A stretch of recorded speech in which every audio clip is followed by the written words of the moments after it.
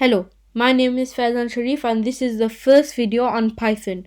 In this video, we will firstly talk about what is Python, why is Python important, and then we will move on to the practical stuff. We will look at inputting, printing, and some of the basic numbers. So what is Python? Python is a high-level general-purpose programming language. It was created by a person called Guido van Rossum.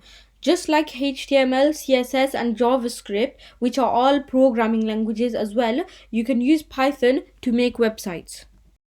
So why is Python important? You can use Python to develop your skills in developing applications. It also allows you to focus on the functionality of the application. Python is also better for processing data. Now you've had some insight to what Python is and why we use it today. Let's move on to the practical stuff now. Printing numbers or phrases. So first of all, you open your Python up and we'll work on the print command for now. So you type in print so the computer knows what command you're trying to do. Then you open the brackets and open the speech marks, and then you type in whatever command you want the computer to say. For example, you want the computer to say hello. Yeah, so you type that in.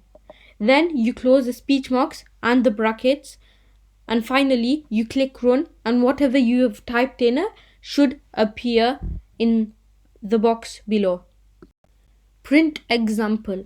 Every program is eventually a data processor, so we should know how to input and output data within it.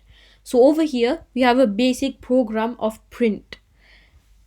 The first step is you need to write down the print sign. So print, you just write it down. The second step is you must open the brackets and open the speech marks. It is good to close them so you don't forget in future.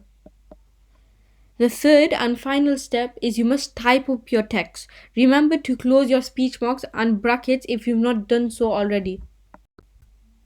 Inputting numbers and phrases. To input data into a program, we use input and some brackets. This is the strings. This function reads a single line of text as a string. The input function allows the user to input things into the brackets. So here's an input example. So what's happening in this image? So print, what is your name? So the computer is printing what is your name at the moment. Name equals input and brackets. So this means that it will ask you what is your name, and then it will give you an input, so you type it in. Then it will print hi, and the name you have put in, it will take that name and then it will say hi name, and it will put an exclamation mark after it. So for example, if you input your name is Faizan, then it will say hi Faizan exclamation mark. So the input sign is there. This is what the user must type in. It might be an answer to a question that has been printed. So like over here is a question, what is your name? And you might answer that question.